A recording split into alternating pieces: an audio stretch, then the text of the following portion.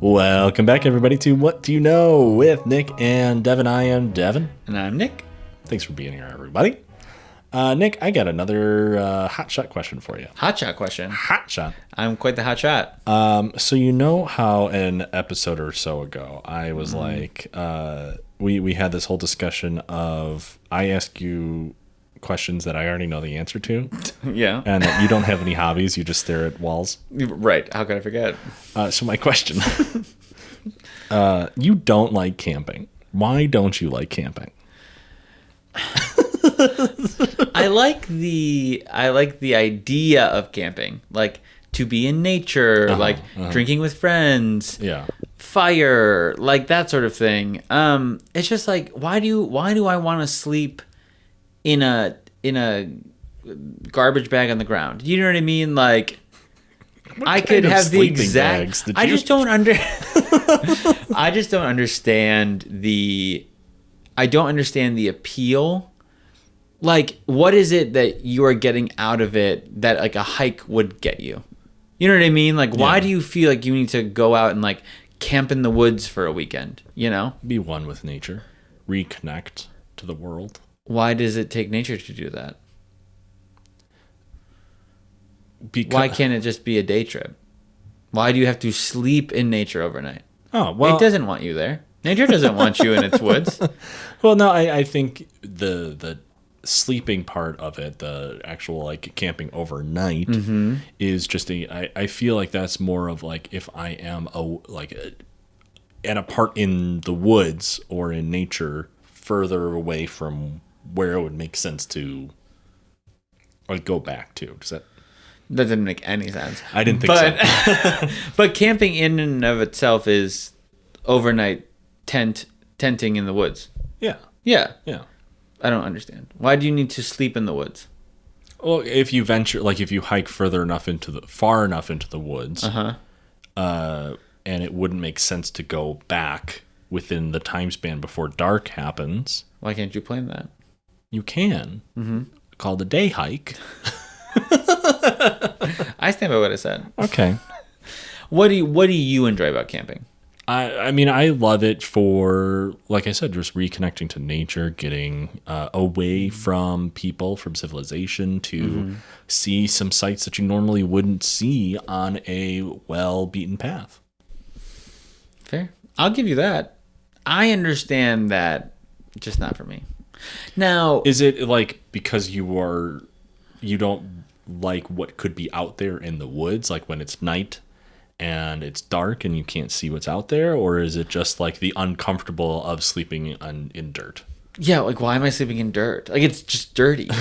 Well, and then like the other thing is that like you don't have everything with you, right? So then you have to carry like all your food with you. You have to carry the tent with you. You have to like all of those things. Yeah. Why? You know what else has all of that? A house, a cabin. You could go stay in a cabin in the woods. Okay, so you would do a cabin. Not a dirty cabin, but I'd do a cabin. Well. Not like this thing hasn't been swept since the last time I was here last summer. Like, we're not doing that. Okay. But fair. Yeah, I would do a cabin in the woods. Did you ever do white fence pines or white pines, shady pine, white pines? White pines? Whatever you're trying to say, no. This was like in middle school. You went to this place and like you slept in like bunks in a room and like you like rode horses and like did stuff in the mud and hiked. We didn't. Whatever. We did something similar. Yeah. I don't know exactly what camp it was. Yeah. It was something similar to outdoor either like outdoor education or something like that. Yeah. But it was like a weekend away. Yes. Some teachers would come with, and maybe some parents, I don't know, but like you would bunk with a group. Yep. And like you would do a bunch of team building exercises. Essentially. Yes. But there was a shower and there were sheets. Yeah. And yeah, it was nice. I will say this summer I'm supposed to go camping in the woods in the UP, but ooh, that's gonna be beautiful. Let's see how that goes. I think that's another great thing about camping is you get to see the sights. True. It's beautiful. You know how else I can see the sights? From a helicopter. I was gonna say from some form of man-made technology. Anyway, so you don't like camping. Correct. And the question didn't lead where I thought it was going to, so I'm just going to jump to my topic. I'm sorry. No, where it's did okay. you want it to go? Do you want me to say what you wanted me to say? No, I'm not going to force it. Thank you for that. Nope. I didn't say anything. So I'm going to ask you the titular question with this preface. Oh. That I think this episode is going to be a lot more discussion heavy than me just spewing out facts. Sure. I'm going to lay the foundation and then we can discuss. Heard. Of course, any questions that come up can be asked and talked about throughout. But here's the question of the day. What do you know about the dark forest hypothesis? Oh, nothing. You texted me about it. I did. And by that, I mean you just put it in a text. Yeah. In relation to three-body problem. And then that's all I have. Okay. That's literally it. That's all you got. All right, great. Perfect. But I can't wait. It'll be fun. I think you'll enjoy it. Okay. Because it is related to the three-body problem. Okay. I think, based off of what I've just read. I haven't seen the show yet. Oh, right. So I only know a little bit about the show as well as the actual three-body problem as described via math. Sure. So let's talk about the dark forest hypothesis, and let's first describe what it is. Please. So the dark forest hypothesis is a conjecture that we are not alone in the universe. And everyone is just staying quiet. This is the Fermi paradox. Well, branch of. Same relation. Yeah. Yes. Okay. Fermi paradox is related. I Get it. talk about the Fermi paradox as well. Okay. No. Sorry. Don't be sorry. So we have everyone is just staying quiet. We're not alone in the universe, and they're staying quiet for fear of being detected and destroyed by another hostile and undetected civilization. Got it. And we can kind of think of it like this. When you're walking through the forest, hunters stalking a deer, for example, and suddenly the forest goes quiet. Usually this isn't a good sign. Usually that means there's something big and bad coming through, worse than you. The deer is trying to remain quiet to remain being hunted by you. You are trying to be quiet so you don't scare the deer, but then everything else becomes quiet because there's a greater evil out there than you. Okay. Go ahead. So is the universe supposed to be the dark forest? Yeah. So it is silent because something bigger and badder is coming through. Because something might get you. Got it. Okay, interesting. So this is an old idea. Sure. But we get the name Dark Forest from an author of the 2008 novel The Dark Forest, Liu Cixin. Okay. And I might have mispronounced that name. Chinese author Liu Cixin. The book lays out its argument with the following, describing this hypothesis. Okay. All life desires to stay alive. There is no way to know if other life forms can or will destroy you if given a chance. And finally, lacking assurances, the safest option for any species is to annihilate other life forms before they have a chance to do the same.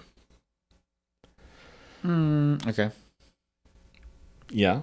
No, I'm going along with it. I'm just thinking in my head. Sorry, that was, and also out loud. I'm thinking in my head out loud. So this is just building upon the idea that if you discover something, if you discover another life form out there, you should destroy it because they might destroy you in turn. Yeah, it's a very militaristic colonization sort of mentality to go into the world with. So that's interesting. Yeah, it's very pessimistic. Well, and also because that's not the natural order of things. The natural order of things isn't to completely annihilate a species, like whether it's below or above you. Do you know what I mean? I think modern humanity, mayhaps, yeah. Because, I mean, look at, you just brought up colonization.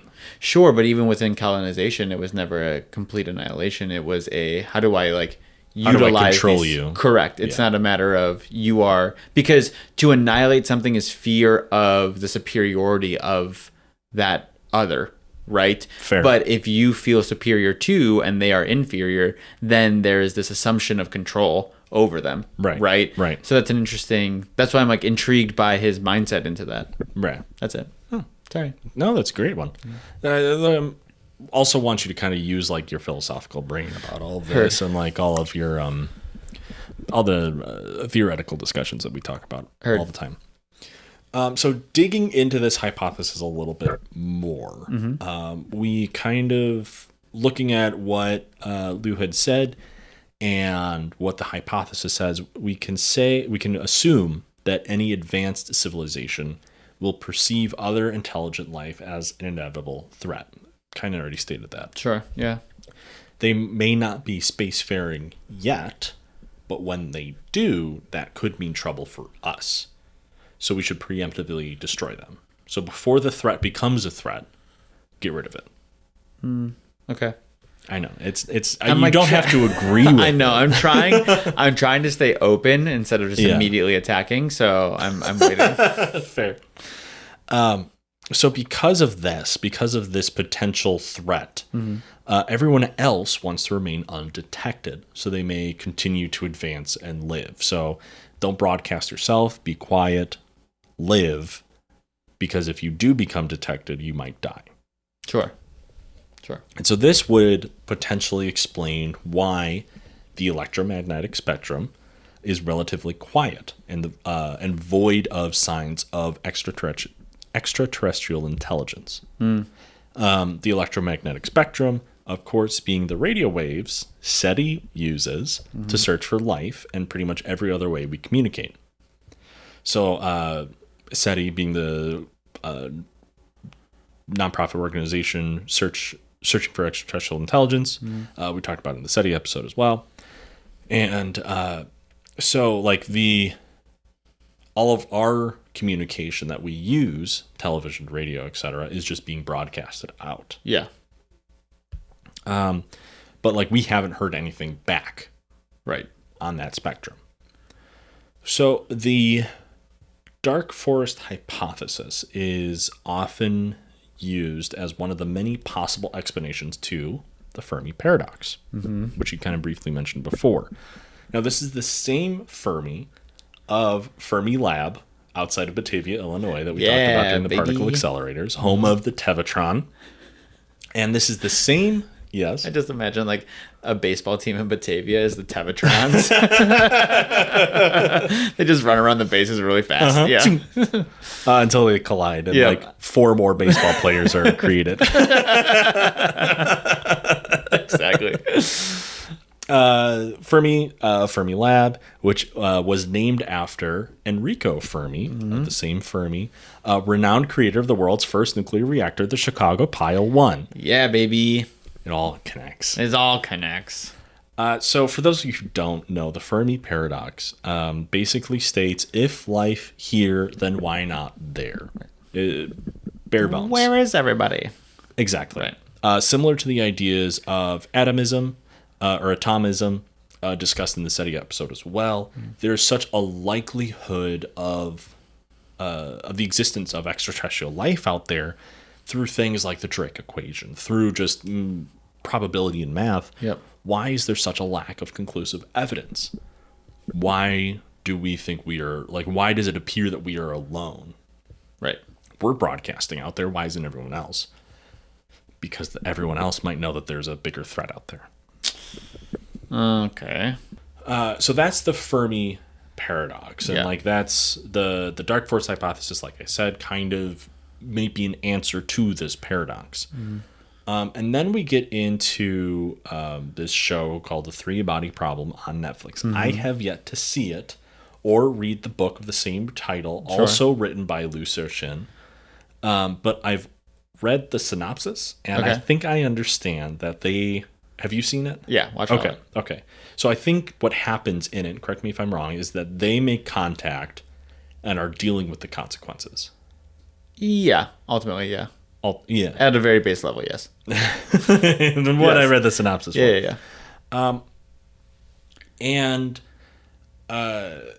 that's kind of where I got into this hypothesis, was learning it about from that, hearing about the show. And then I looked into more of the 3-body problem. What's up? It makes a lot of sense that it is the same author because of... Yeah, it just makes a lot of sense. And I'll get into when we get into the discussion time, we can get into it. Okay, great. So the 3-body problem on its own, separate from the book, is a mathematical problem full of chaos and instability. Yep. And essentially something has to give. So I believe it was Newton started the 2-body problem, and it was like, oh, this one is solvable. This one's easy. It's very stable, and great explanation for it. You can look at it with the Earth and the Moon going around and around, 2 bodies. But then the 3-body problem is when you add in terms of space, would be if you have 3 objects of approximate similar mass trying to maintain a stable orbit, and that will just be chaotic. So let's say you have 3 stars, all trying to orbit each other. There's all this pull from different points that there's no way to predict what will happen. It'll just be chaotic. There will either be a collision of some kind. One of the bodies will be ejected because the pull, the way the orbits will happen is that one will just go off into space and no longer be part of this 3-body problem. And that goes on from 3, 4, 5. Once you add a third object, it's just chaotic. Yeah. So that, I think, ties to this hypothesis by you have us being one body, and then you have potentially a third body or a second body being a civilization that says be quiet, and then your third body being I'm going to kill you. Interesting. Is what I think. I don't know. I haven't seen the show. I just know what the 3-body problem is now.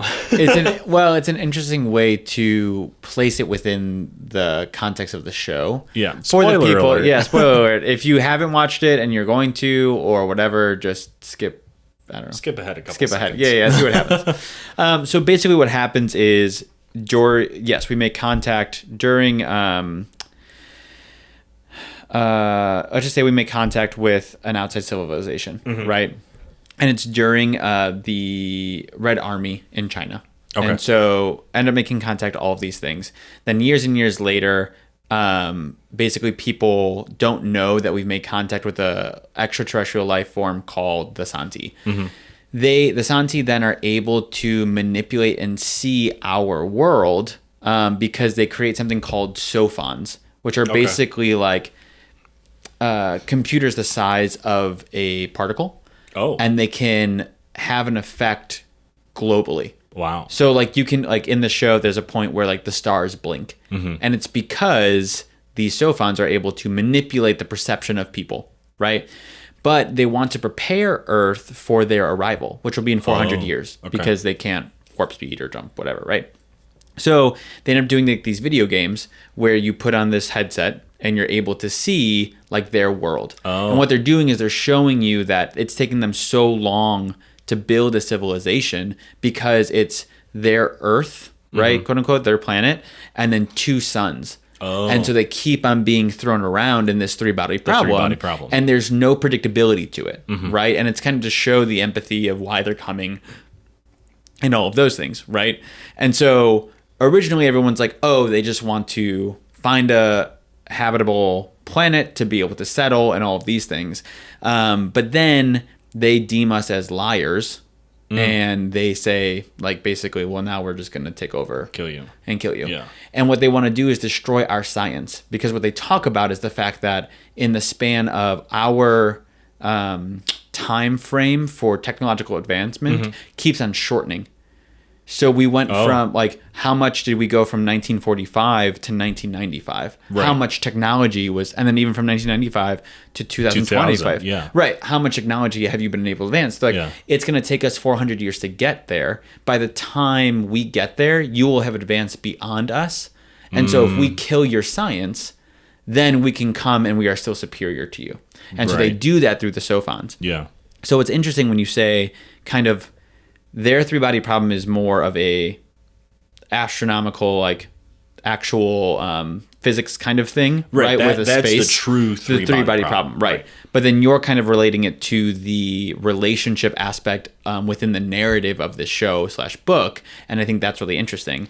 That was more of a guess on my Right. side of trying to integrate what the three-body problem could be for this dark forest hypothesis. Well, and I think it's a couple. I mean, I think that one, it's a three-body problem instinctively to show why the Santi, the aliens, are coming here, Yeah. right? Because it's not a stable environment for them.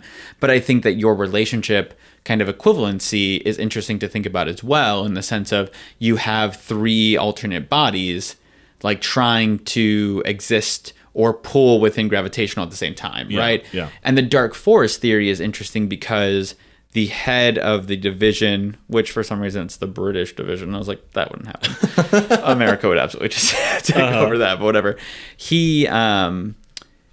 His whole thing is like to destroy, basically. Like, now we're in a war. We have to, like, now that we make contact, it was never a point to try to make peace. Sort of, yeah. It was, they are superior, we need to destroy. So I think that's an interesting kind of take, because that's kind of personified into one character. Yeah. Yeah. Interesting. That's it. Cool. Thanks. Cool. That's all I have for this episode. Yeah. No, so continuing on from there, so Yeah. we have explained what the three-body problem is definitively.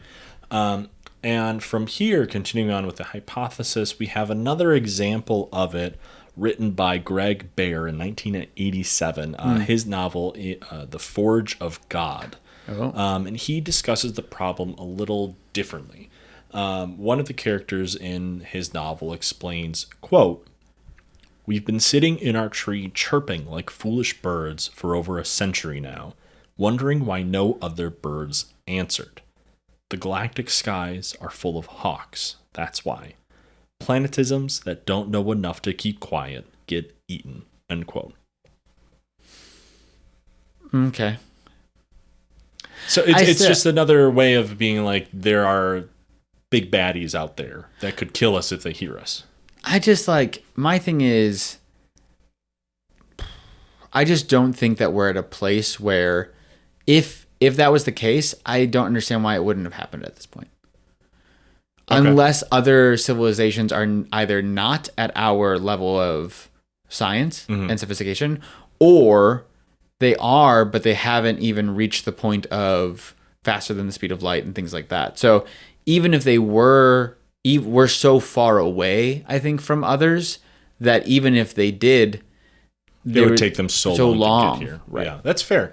Yeah, because another thing that I would think about too is like, they could be so advanced that they don't even pick up our pitiful attempts of trying to communicate. 100%. It would be someone like trying to right. It would be someone like trying to use smoke signals to talk to someone on a cell phone on the other side of the planet. Well, I mean, think about, did you watch Arrival?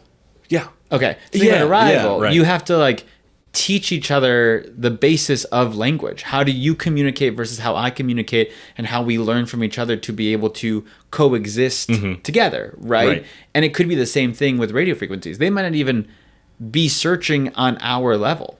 Yeah. Right? They might, to your point, be so advanced that they're like, we don't even mess with that anymore. Like, why are we using... Right, we're on this end of the spectrum. Right. You're dead balls in the middle. Right. Like, what the hell's wrong with you? Either way. Right? And so, or people of similar stature as us might just be so far out in the universe that our radio waves would never even reach them. Right. Right.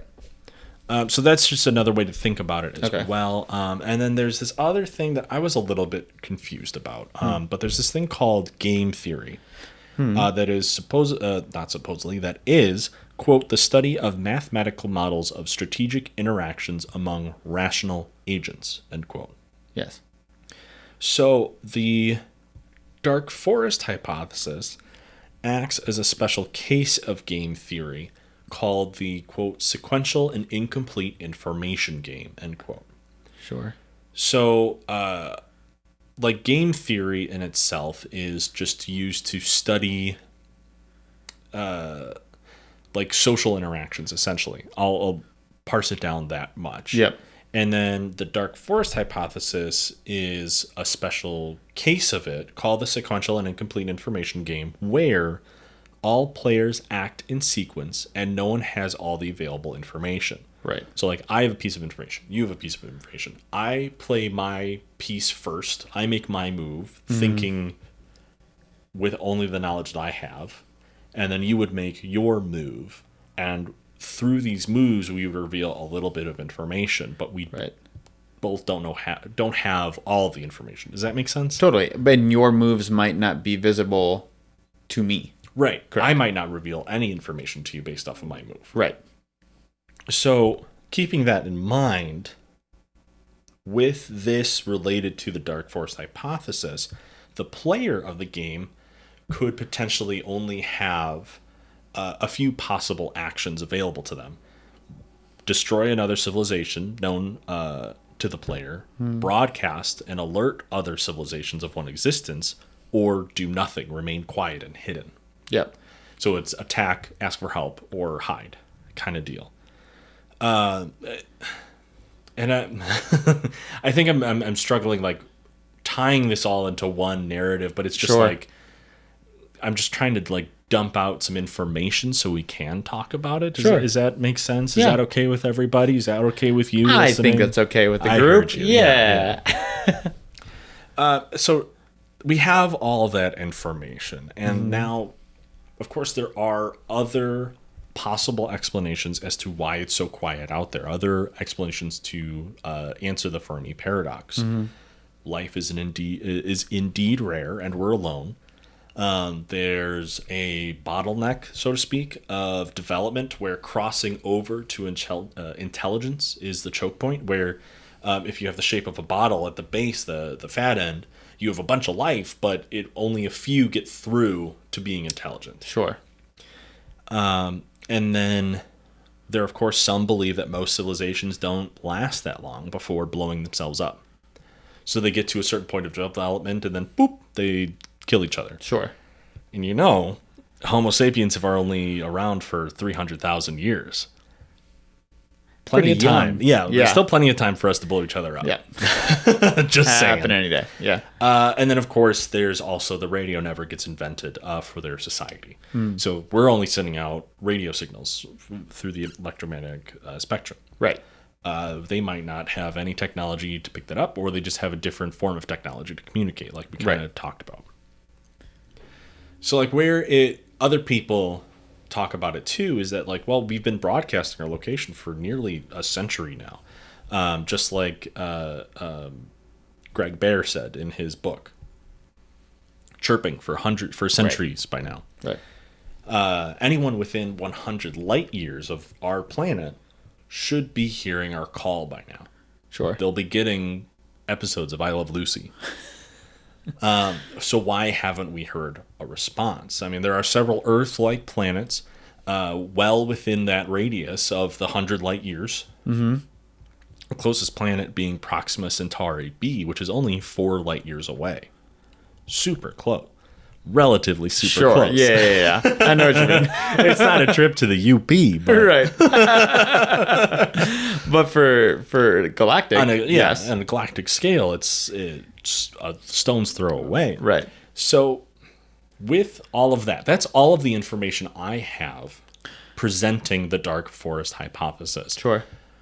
In summary, it being if there should be so much life out there, but everyone is staying quiet in fear of annihilation. Sure. So do we keep broadcasting, or do we try to keep quiet? Well, okay, so here's my other question. How wide is the Milky Way? Let me Google, because I don't know that number off the top of my head. Okay. So after a quick verification, Google, the Milky Way is about 100,000 light years across. Oh. So it's We're our not galaxy is massive. So we're getting to like 10% within our galaxy. Yeah. Okay. That could be part of it. Absolutely. Yeah. Our galaxy is massive, and our galaxy is just another speck within the universe. Yep. So I don't think anyone is ever expecting contact with any other galaxy. Sure.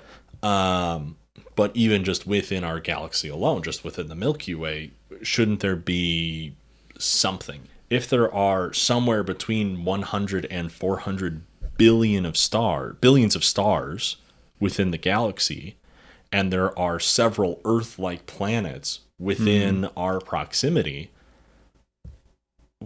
where is everyone? Well, okay. So I think a couple of things. One, Yeah. One, I think it falls into play the habitable zone, right? So like, When I say Earth-like planets, I'm talking about the planets they've deemed to be within a habitable zone of their star. Sure. I think that we take for granted our uniqueness. Yeah. And I think that while there might be other life on other planets within habitable zones, to our scientific current structure, I think that we might be unique to that. Because there could be a chance where in every galaxy, there is only one truly unique planet like our own. Mm-hmm. Do you know what I mean? So per galaxy, you have one. And if my radio signals and my science can never go beyond my galaxy, then yeah, I wouldn't talk to anyone. You know what I mean? But even so, to go back to your question, I don't think there's any reason that we don't continue to try to make contact. Mm-hmm. Because that's kind of just isolationist. for like the chance. Yeah. You know what I mean? Why not? I mean, we're constantly looking to, as humans, we're constantly looking to explore. We're looking through curiosity. We're trying to manifest go beyond destiny. Truly and into the stars, right? So if we're going planet to planet to planet through the galaxy from there, why would we go on a mission of annihilation when we don't even know what we're going up against?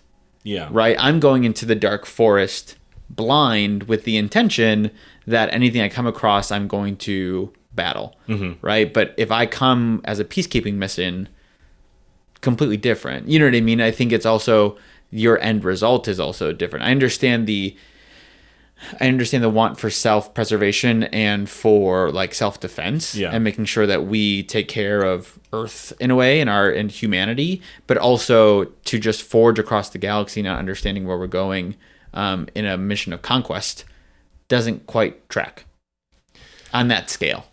Fair, yeah. Because I'd say like colonizing a planet is something not so far-fetched. Not so far-fetched, but so beyond our years. Well, yes.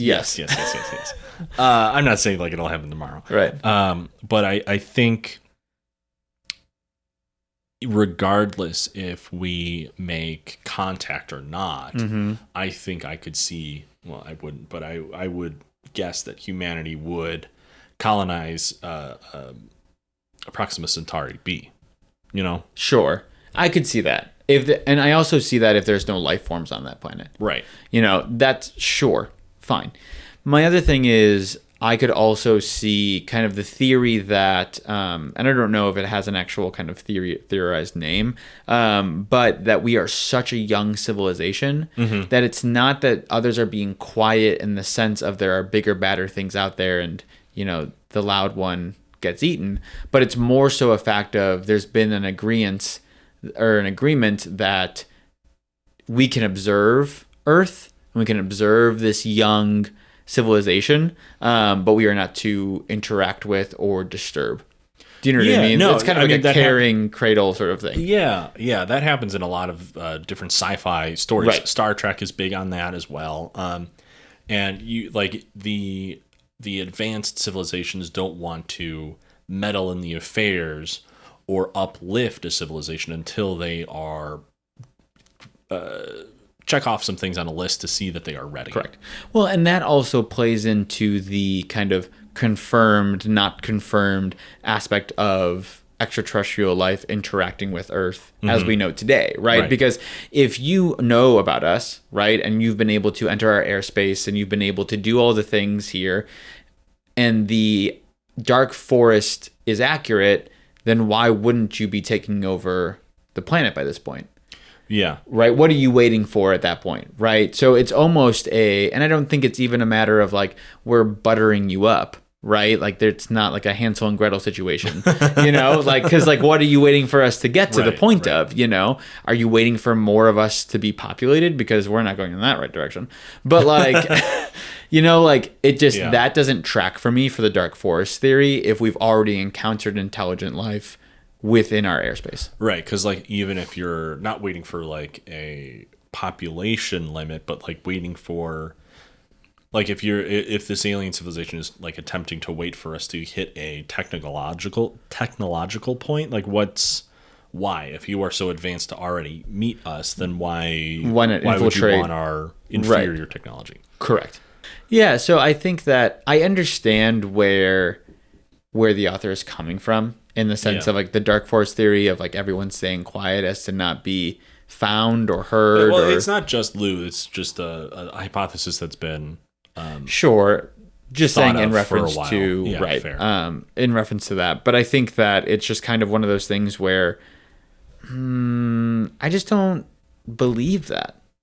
I just don't think that everyone's just like hiding amongst their own planet. You know what I mean? Yeah. Part of me too thinks it's kind of like we're an like Earth is an anthill. Sure. And we are going about doing our busy thing, and most people, when they see an anthill, will just walk around it and continue on their day.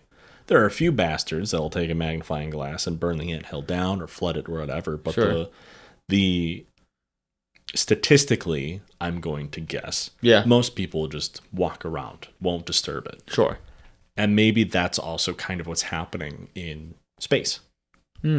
Aliens are just walking around, flying, going by us, letting us live and scurry our little lives around. Right. Until we get into their house or whatever, Sure. Until we start spreading. Yeah. Right. Yeah. And I like that you equate us to ants, because they are pretty smart. Well, I get what you're saying. Like, I know.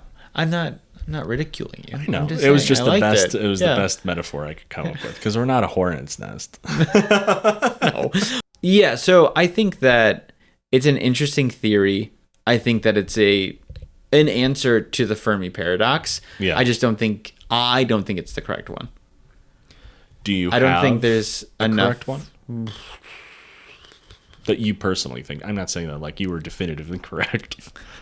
I think my answer to the Fermi paradox is the cradling of our civilization by extraterrestrial life. Well, that's very optimistic. I think it's optimistic, but I think the amount of evidence that we have supports that. Yeah.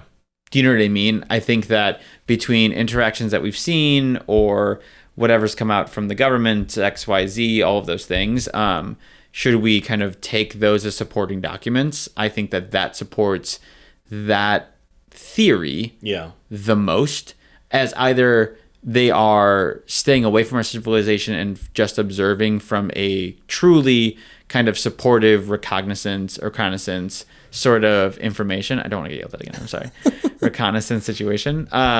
Or, I mean, it could be reconnaissance in the sense of we are waiting for the right moment to attack. Scouts for a larger army, right? Like in the Three-Body Problem, the show, it's taking the Santi 400 years to get to us. Right.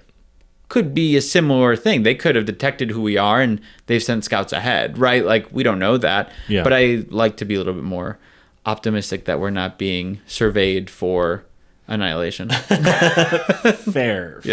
Yeah, and like I think to add to that point, while I did say that like Proxima Centauri is only 4-ish light years away, I do want to add something that I just had to verify, that with our current technology, it would take us about 6,300 years to travel to that location. Yeah. it's quite a long trip. Quite a journey. Just a couple generations to get Correct. there. A fifth of the time, or no, I'm sorry, a 50th of the time that Homo sapiens have been around. So, like, I think you have a good point in what you were saying is what I was adding to with this fact about Proxima Centauri B. So, well, and I think it's that, right, as a whole, or it's simulation theory. and we're all in the Matrix. And we're all living in a simulation. We already have been taken over by aliens. Correct. And they've just put our little brains in little jars. Yeah. To provide them electricity for their machines. It is interesting. The idea in the show, and I assume the book as well, of the Sophon kind of being this particle-sized technological advancement that can alter your state of perception. Yeah, that's really interesting. It is very interesting because they can be anywhere and everywhere kind of at once. So like something they toy with, and we haven't really dived into it more, is like, how do we keep one distracted to find the other? Yeah. Right? Or something of that nature. But again, it's a particle. Like that's hard for us to detect. Right. So you need a large particle accelerator. Yeah. Quite large. Yeah, in that. But I think that let's take that assumption of that as a possible form of technology that an alternate life form can produce. Who's to say that our world at some point had been taken over by, let's say, multiples of those. Yeah. And now our perception of reality is just what an extraterrestrial life wants us to believe, right? So then we kind of become an experiment in their own right, whether just naturally based on our reality and they're observing to see and taking notes and doing all the study, right, or they're manipulating the experiment to say, well, let's see what happens if tsunami crashes into this body of land. What happens if we break apart this landmass and pull it into this, right? And it's not necessarily simulation theory in the sense of we are within a computer program, but it's a simulation theory offshoot in the sense of our perception of reality is being altered based on the advancements of an extraterrestrial life form. Yeah. It's... Are we the chimps being observed in the zoo? Yeah. Are we locked in the Truman Show? Right. Well, and that's where that's actually a really interesting theory to bring that in. To if we as an entire planet are within a Truman Show kind of setup. Yeah. I'm intrigued by that. I'm actually really intrigued by the idea that, and that would also explain a lot of perception glitches, or when people think we're in a simulation, if there's a glitch within, you know what I mean? The Mandela effect. Yeah, because I think it's the Mandela effect, and I think it's also like when people are like, oh, that fully glitched. You know what I mean? Look at this video of like someone was here and then they were here, or something. You know what I mean? Like it's not a full simulation, because I think that the perceptions of I think that our consciousness is too strong, and the way that we think and operate and are able to kind of philosophize. It goes beyond a computeration simulation, and I think we see that in a lot of AI versus human testing, right? Yeah. And metaphysics and that. And so that's where I go, okay, then how do we create perceived reality instead? And that's interesting. Like, how do we make our own simulation? No, I think to prove that we're in a simulation? That would be interesting. But I think more so of like, if you all of a sudden, let's say now you realize I'm within a perceived reality, or an alternated, I don't want to say alternate reality. I'm within a controlled reality, right? Like it is not what I believe it to be because it is being controlled by others.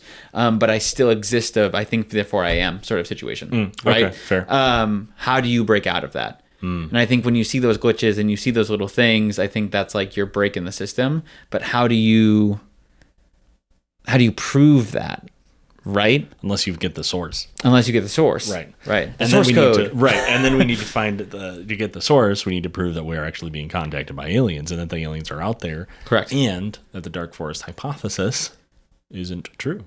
Correct. Because we're out there and we're hearing everybody. And the Fermi paradox is also solved in that way too, I guess. Right. Yes. Also true. But that's, yeah, I would be interested to actually research that more, in the sense of if the SOFON, quote unquote, aspect of things is if that was a reality and that our perception was altered, could that be the case for what we're currently at? And we're just an experiment. But we ourselves do exist. I like it. Okay, that's what I leave the people with. Please let us know what you think. Yeah. This is kind of where I wanted the show to get to, or not the show, this episode to get to. So I will ask again to just put a hard little bow on this episode. Mm-hmm. Do we continue broadcasting? Yes or no? Yes. Perfect. Yeah. That's great. I think there's no harm, no foul. Yeah. As far as we know. Mm-hmm. So yeah, that's the Dark Forest hypothesis. Everybody, thanks for sticking with us. Yeah. These kind of discussions were actually what inspired the podcast almost a year ago at this point. Yeah. Just almost about a year ago. We've been having these discussions for years. And we're like, fuck it. Let's make everybody else listen to it. Why not? Why not? Allie's tired of hearing our conversations. Right. We'll make other people hear it. So thank you for listening to it. Thank you for your input, Nicholas. And thank you, everybody, for sticking around. Thanks for subscribing. And if you have not, please check us out at WDYK_podcast. We are everywhere on the internet. Yes. We are broadcasting. We're making ourselves known. So